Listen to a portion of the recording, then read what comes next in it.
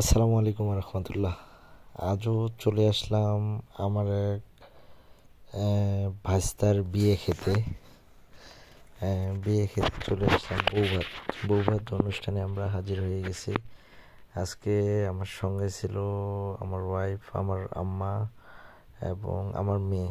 আমরা চারজনে গেছিলাম। আব্বা আগেই গেছিলো, আব্বা যে খেয়ে এসছে, এরপরে গেছি আমি এবং আমার সাথে ওরা সবাই মিলে গেছিলাম আর কি। এখন এটা আপনাদের সাথে শেয়ার না করলে তো আর হয় না। আপনাদের সাথে এই জন্য একটু শেয়ার করে দিলাম যে কি করলাম, কি খাইলাম, কি দেখলাম, আপনারাও একটু দেখেন। কারণ আপনাদেরকে এর আগে ভিডিওটাতেও বলছি যে আমি একটু ফকিন্নি ভোজ বেশি পছন্দ করি, যেখানেই পাই ওখানে খাইতে। আসলে ভিডিওটা একলা একলা করছি তো, যে কারণে একটু সমস্যা। ইচ্ছে ছিল সবার ভিডিও নেওয়ার, কিন্তু কারো ভিডিও নিতে পারিনি। আমি একলা একলা ভিডিওটা করছি, যে কারণে আর কারো ভিডিও নিতে পারিনি। আরেকটা জিনিস আপনাদের সাথে শেয়ার করি। আমার শক্ত মাংস আমার ভালো লাগে না। আমার ওই মাংসটাই আমার পছন্দ, যেটা আপনার হাত দিয়ে নাড়লেই ইয়ে হয়ে যায়। আমার শক্ত মাংস আমার পছন্দ না। আর আমি যেটা বলে একবারে ইজি যেটা মাংস, ওইটাও আমার খাওয়ার ইচ্ছা করে না। আমি মূলত খাই নরম মাংস, হাড়, এইগুলোই আমার একটু পছন্দ। ভালো মাংস আমার খাওয়ার ইচ্ছা করে না। আমার এটা আগের থেকে আমি এটা খাই না, আমি হাড় খাই। আর আমার বেশি প্রয়োজন নাই। আমার 3 থেকে 4 পিস হইলেই আমার জন্য আমার জন্য পারফেক্ট হয়ে যায়। বেশি আমি আবার খাইতে পারি না। এমনি আমার লাগবে, ভালোটাই লাগবে, অল্প একটু হইলেই হয়, খুব বেশি না। আর একটা জিনিস বলি, ডালটা কিন্তু আমার খুব প্রিয়। আমি মূলত ডালটা একটু বেশি খাই। ডালটা আমার খুব ভালো লাগে। মাংসের সাথে ডাল একটু ভালো লাগে, খুব বেশি লাগে না, অল্প মাংস হলেই হয়ে যায়।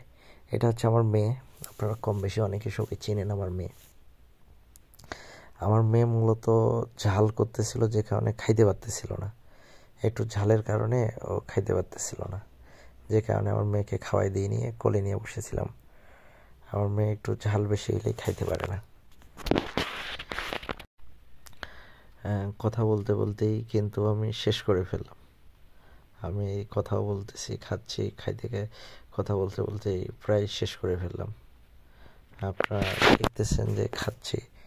আর আমার কিন্তু হাড় খুব প্রিয়, হাড় আমার ভালো লাগে। এই হাড়টা যদি আবার হয়, খুব ভালো লাগে। হাড়টা আমার প্রিয়। অনেকে আবার প্রশ্ন করতে পারেন যে আমি আমার মেয়েকে কোলে নিয়ে আসি, কিন্তু মেয়েকে খাওয়াই না কেন? মূলত আমার মেয়ে ঝাল খাইতে পারে না। মাংসে অনেক একটু ঝালটা বেশি হয়ে গেছে। ঝালটা বেশি হওয়ার কারণে ও খাইতে পারবে না।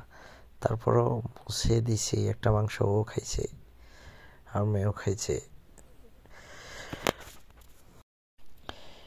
এখানে তো এটা হইলো। এরপর দেখি আর কোথায় পাওয়া যায়। এরপর যেখানেই পাবো ওইখানেই আপনাদের সাথে শেয়ার করব। আশা করতেছি যে আপনারাও দেখবেন, আর একটু একটু করে যদি লোভ দেন। যাই হোক, লোভ টোভ দিয়েন না, হ্যাঁ, লোভ দিয়েন না। আমরা কিভাবে খাচ্ছি ওইটাই দেখেন, লোভ দিয়েন না। লোভ দিলে আবার পেট খারাপ হবে। যাই হোক, প্রিয় বাড়িতে আলহামদুলিল্লাহ ভালোই খাওয়াইছে। পরে আবার আসছিল মাংস দিতে, আমি নিতে পারিনি। আমি আমি আমাকে চাইছে যে আপনার একটু দিয়ে, আমি বলছি যে না, আমি নিব না। মূলত একটা জিনিস, ভাত যদিও নষ্ট করা যায় না, কিন্তু তারপর আমার কিছু নষ্ট হয়ে গেছে বলতে, আমার তেলটা খাইতে ভয় লাগে। আসলে গ্যাসের সমস্যা এমনিতেও বর্তমান বেড়ে যাচ্ছে, যে আমি তেলটা খুব একটা পছন্দও করি না, যে কারণে হয়তো একটু আমার ভাত নষ্ট হয়ে গেছে। আপনারা এটাতে আবার মন খারাপ করেন না বা রাগ হয়ে না আমার প্রতি যে আমি ভাত নষ্ট করতেছি। আমি মূলত তেলের কারণে ভাতটা নষ্ট হয়েছে। আসলে তেল একটু বেশি ছিল, এই কারণে। আর তেল খাই না, আর আমিও চাই আপনারাও খাইয়েন না। তেল স্বাস্থ্যের জন্য ক্ষতিকর। সবসময় ফিট থাকতে হলে তেল খাওয়া যাবে না,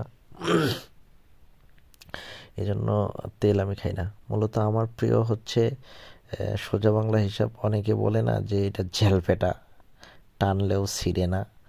আমার ওইটাই আমার পছন্দের। আর কুরকুরি হাড্ডি, মানে হাড়টা হবে মানে মুখে দিলেই ইয়ে হয়ে যাবে। আর মাংস খাইলে ওই মাংসটাই আমার পছন্দ যেটা মুখে দিলে গলে যায়, একেবারে নরম মাংস, ওই জিনিসটা আমার একটু পছন্দ বেশি। তাছাড়া ঠস ঠস মাংস আমার খাওয়ার ইচ্ছা করে না, আমার এটা মুখেই তোলার ইচ্ছা করে না। আমি আগের থেকে এরকম, এটা আমার খাবার ইচ্ছা করে না। তো ঠিক আছে, আশা রাখি আপনারা এর পরের ইয়ের জন্য অপেক্ষা করবেন। আশা রাখি ইনশাল্লাহ আপনাদের সাথে শেয়ার করব। আসসালামু আলাইকুম ওয়া রাহমাতুল্লাহ।